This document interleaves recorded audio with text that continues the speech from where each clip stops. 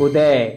संसद का वीडियो इसलिए भी वायरल हो रहा है क्योंकि जिस तरह से प्रियंका गांधी ने बीजेपी के वॉशिंग मशीन पर चुटकी ली, वो अंदाज सचमुच निराला है। हम सभी को प्रियंका के इस वायरल वीडियो को देखना चाहिए।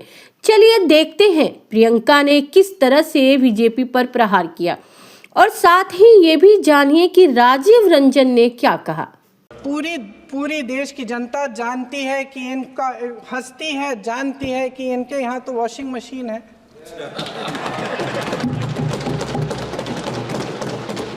तो यहाँ से वहाँ जाता है, वो धुल जाता है।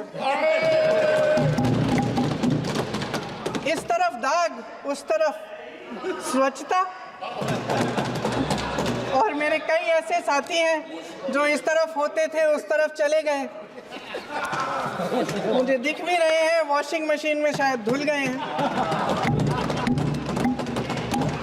अध्यक्ष महोदय, जहां भाईचारा और अपनापन होता था, जहां हमारे संविधान ने एकता का सुरक्षा कवच दिया था, वहां शक और घृणा के बीज बोए जा रहे हैं। एकता का सुरक्षा कवच तोड़ा जा रहा है। प्रधानमंत्री जी यहाँ सदन में संविधान की किताब को यूं माथे से लगाते हैं, लेकिन संभल में, हाथरस में, मणिपुर में जब न्याय की गुहार आती है, उठती है, तो उनके माथे पे शिकन तक नहीं आता।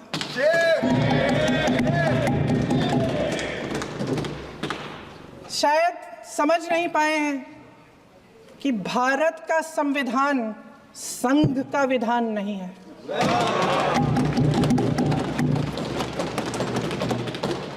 भारत के संविधान ने हमें एकता दी, हमें आपसी प्रेम दिया। उस मोहब्बत की दुकान जिस पर आपको हंसी आती है, उसके साथ करोड़ों देशवासी चले। करोड़ों देशवासियों के दिल में एक दूसरे के लिए प्रेम। भ्रष्टाचार और परिवारवाद, ये दो ऐसे विषय थे जो प्रधानमंत्री नरेंद्र मोदी आए थे राष्ट्रीय फलक पर, तो पूरे देश के लोगों को ये बातें बहुत आकर्षित की। मैं हमेशा कहता हूं कि 10 वर्षों में ये दोनों मुद्दे उन्होंने और उनकी पार्टी ने खत्म कर दिए। भ्रष्टाचार अब कोई मुद्दा नहीं, क्योंकि जिस पे भ्रष्टाचार का आरोप लगाया, वॉशिंग मशीन में चले, वो सब उसी वॉशिंग मशीन में धुल के इंडिया में चले गए। 70,000 करोड़ अब वो है नहीं। एनसीपी के जिन नेताओं को जेल में डाला गया, चक्की पी सिंह, जिन नेताओं को जेल में डाला गया, जिन पे सीबीआई, ईडी, इनकम टैक्स के मुकदमे हैं, जिन नेताओं के फ्लोर्स